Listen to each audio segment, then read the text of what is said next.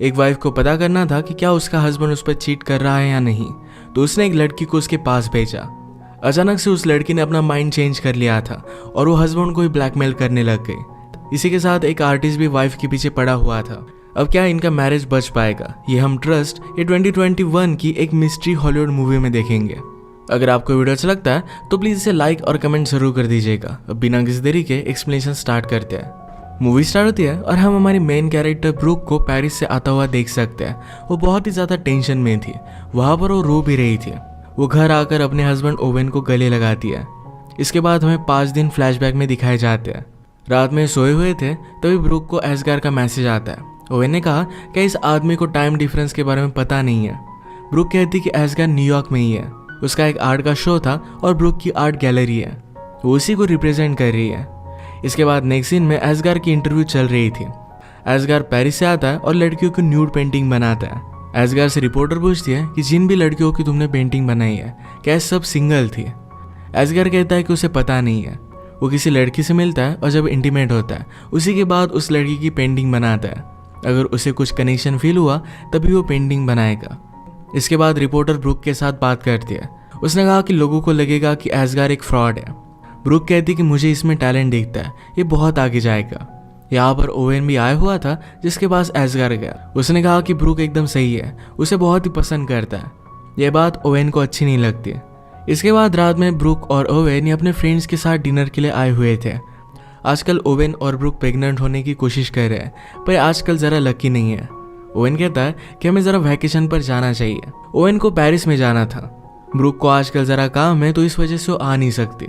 इसके बाद वो एसगार को लेकर बात करने लग गए। ब्रूक की फ्रेंड एलेनोर डिवोर्स अटर्नी थी। उसने कहा कि बहुत सारे लोग चीट करते हैं, सिर्फ लड़कियां पकड़ी नहीं जाती। इस बात को लेकर ओवेन जरा इनसिक्योर फील करता है। घर आने के बाद ब्रूक ने ओवेन से सॉरी कहा कि फिर से उसे काम पर जाना पड़ेगा, आजकल वो जरा बहुत ही ज्यादा बिजी है।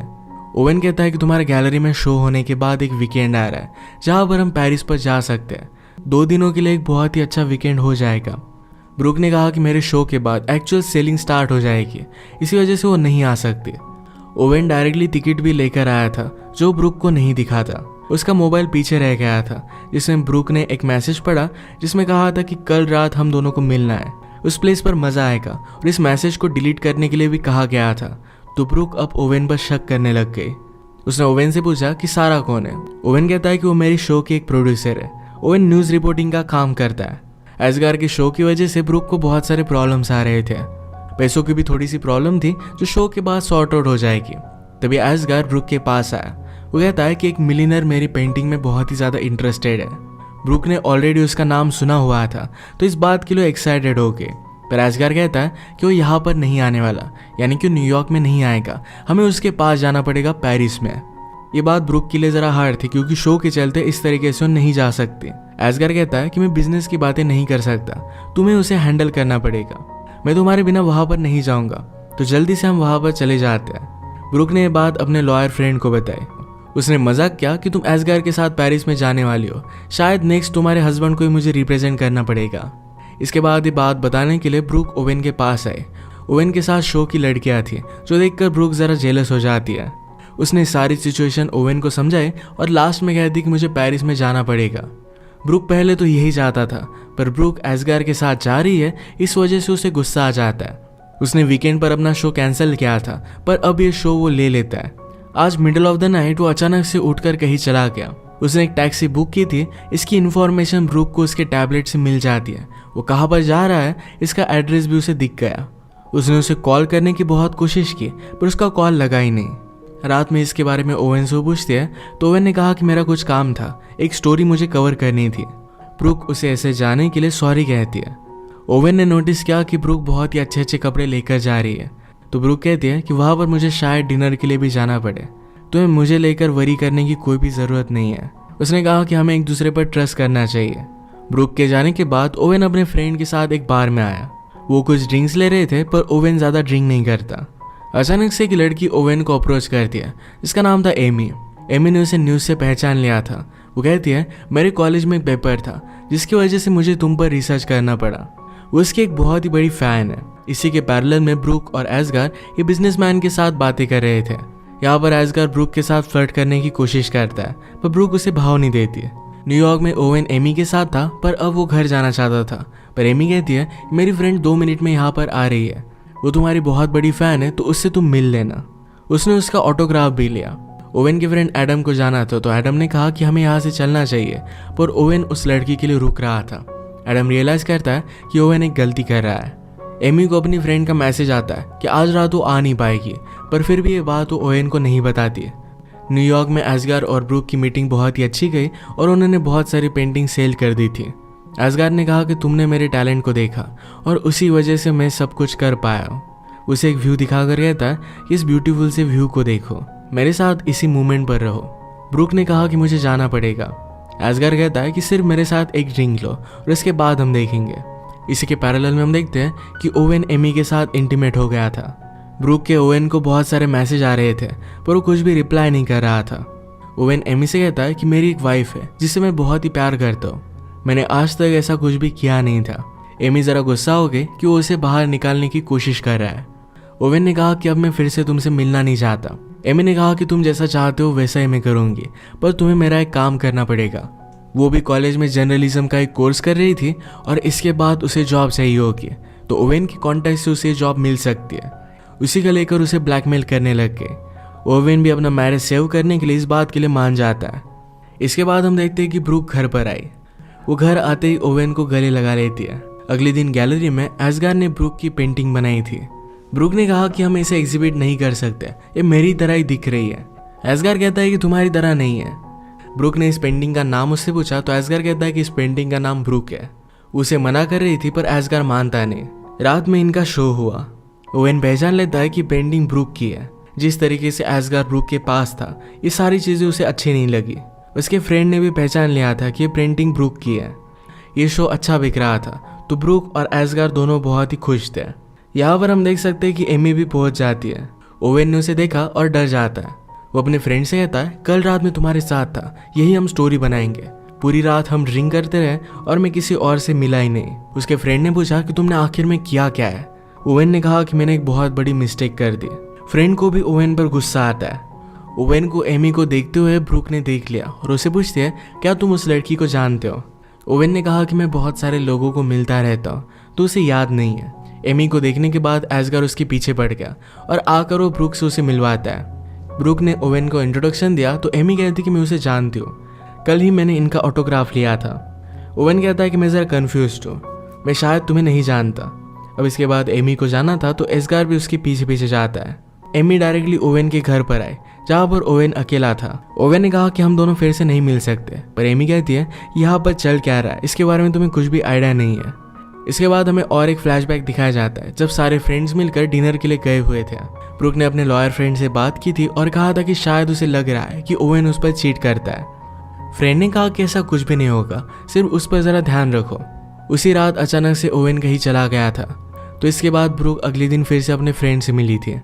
उसके फ्रेंड ने उसे समझाने की कोशिश की कि वो एक्चुअल में काम में होगा, पर ब्रूक मानती नहीं। उसे लगता है कि कुछ ना कुछ तो गड़बड़ है।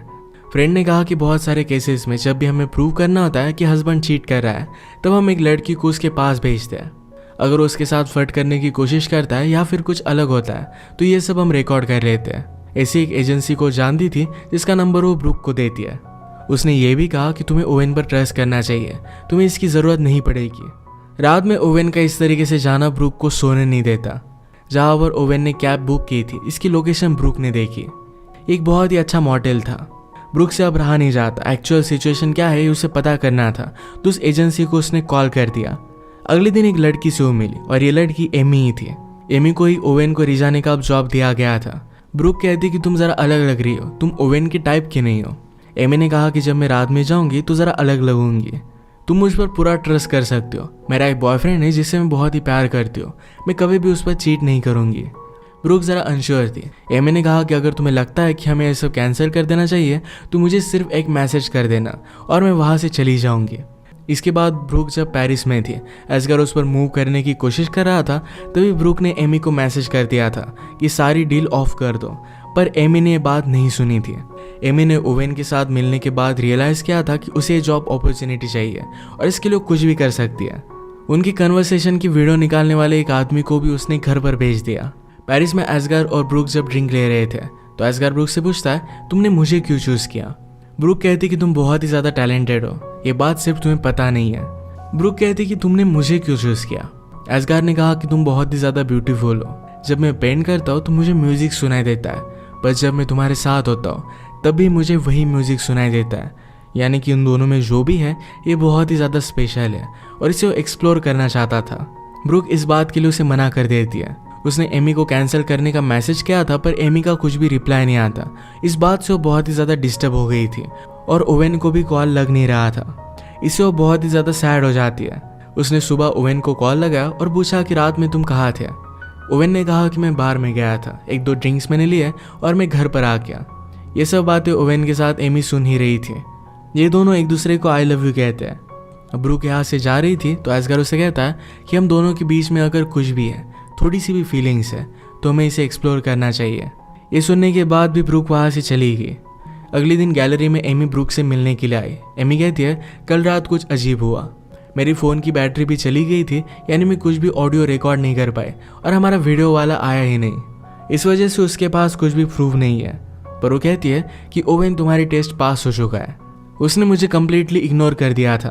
ब्रूक को ये सब चीज़ें बहुत ही अजीब लगती है। वो अब भी शक कर रही थी। वो कहती कि मुझे ये भी नहीं पता कि एक्चुअल में तुम वहाँ गई थी या नहीं। एमी ने ओवेन से जो ऑटोग्राफ लिया था ये वो ब्रूक को दिखा दिया। कहती कि मेरे पास प्रूफ है। इसके बाद ब्रूक ने एमी को पे कर दिया। कहती है, रात में मेरी आर्ट गैलरी देखने के लिए आना, तुम्हें मज़ा आएगा। अब कल रात एक्चुअल में हुआ क्या था ये बात हमें पता चलती है। ओवेन बाहर से जाने वाला था पर एमी उसे रोक लेती है। एमी कहती कि मेरे पास कुछ सेलिब्रिटीज़ की एक लिस्ट है, मैं मेरे बॉयफ्रेंड के साथ रिलेशनशिप में हूँ पर फिर भी इन सेलिब्रिटीज़ के साथ मैं अफेयर कर सकती हूँ। ओवेन ने कहा कि फर्स्ट नंबर पर कौन है? एमी कहती कि मैं फर्स्ट नंबर बताने से नहीं डरती, 4 नंबर पर तुम्हारा नाम है। इसी के बाद उन्होंने नाइट एक साथ स्पेंड की थी। रात में एमी जब आर्ट गैलरी में आई तो ओवेन ने कहा कि उसे मिला ही नहीं है। इससे बात साफ साफ पता हो जाती है कि ओवेन और एमी ये दोनों झूठ बोल रहे हैं, क्योंकि एमी के पास उसका ऑटोग्राफ था। ब्रूक इस बात से उस पर शक करने लग गई। एस्गार एमी को घर लेकर जाना चाहता था। वो अपनी गाड़ी लेने के लिए गया, तभी ओवेन एमी से बात करने लगता है। ओवेन पूछता है कि तुम यहाँ पर कर क्या रही हो? एमी कहती कि इस सिचुएशन के बारे में तुम्हें कुछ भी पता नहीं है। तभी वहाँ पर एस्गार आ गया। एस्गार ओवेन से कहता है कि यहाँ डार्क में तुम कर क्या रहे हो? ओवेन ऑलरेडी गुस्सा था तो एस्गार को पंच कर देता है। इन दोनों में फाइट होती पर ब्रूक ने एस्गार को रोक लिया। इसके बाद एस्गार एमी को घर लेकर जाने लग गया। ब्रूक ओवेन को कन्फ्रंट करती है। एमी ने लिया हुआ ऑटोग्राफ उसने उसे दिखाया। पूछती कि तुमने मुझसे झूठ क्यों कहा? ओवेन ने कहा कि हम फ्रेंडशिप ड्रिंक ले रहे थे, उसमें उसने मेरा ऑटोग्राफ ले लिया था, इसमें कुछ भी बड़ी बात नहीं है। लोग मेरा ऑटोग्राफ लेते, मेरी फ़ोटो लेते, इसमें कुछ भी गलत नहीं है। ब्रूक ने पूछा कि क्या एमी ने तुम्हारे साथ सेल्फी ली थी? ओवेन कहता है कि हाँ ली थी। अब ब्रूक को कंफर्म हो गया कि एमी झूठ बोल रही थी। उसे इस बात को लेकर कन्फ्रंट कर दिया। कहा कि मुझे सब कुछ सच सच बता दो। ओवेन कहता है कि मुझसे गलती हो गई। इस बात से ब्रूक बहुत ही ज़्यादा अपसेट हो गए। ओवेन उसका पीछा करने की कोशिश करता है। ब्रूक ने कहा कि मुझे साफ साफ बताओ, क्या तुम उसके साथ इंटीमेट हुए थे? ओवेन इस बात के लिए उसे सॉरी कहता है। ब्रूक ने कहा कि रात में भी अजीब से तुम कहीं पर भी चले जाते हो, मुझे अभी के अभी तुम्हारा फ़ोन देखना है, सारी चीज़ें चेक करनी है। ओवेन उसे फ़ोन नहीं देता तो ब्रूक गुस्से में घर चली गई। इसके बाद ओवेन जब घर पर आया तो एमी भी उसके घर पर आई थी। एमी ने ओवेन को बता दिया कि तुम्हारी वाइफ ने मुझे तुमसे मिलने के लिए हायर किया था। मैं ये काम करने वाली थी पर तुम्हें देखकर मुझे एक अपॉर्चुनिटी दिखी। इसी के पैरेलल में हम देखते हैं कि ब्रूक अपने फ्रेंड के साथ थे। उसने एक न्यूज़ में पॉलिटिशियन के बारे में पढ़ा जो अपनी वाइफ पर चीट कर रहा था। इसमें उसने एक एड्रेस देखा तो यही एड्रेस ओवेन को अपने फ़ोन पर मिला था। इसका मतलब है उस रात ओवेन जब बाहर गया था तो यही न्यूज़ कवर करने के लिए गया था। वो सच बोल रहा था, उसका किसी और के साथ चक्कर नहीं चल रहा। ब्रूक ने उसके साथ जो भी किया इसके लिए उसे बुरा लगता है और वो डायरेक्टली घर पर आ गए। पर घर पर एमी ओवेन के साथ थी तो इस बात से और भी ज़्यादा गुस्सा हो गए। ओवेन ने कहा कि तुमने मुझे सेटअप किया था, मैं इस बात को बिलीव नहीं कर सकता। ब्रूक कहती कि मैं तुम्हारा टेस्ट ले रही थी, तुम्हें ऐसा कुछ भी करना नहीं चाहिए था।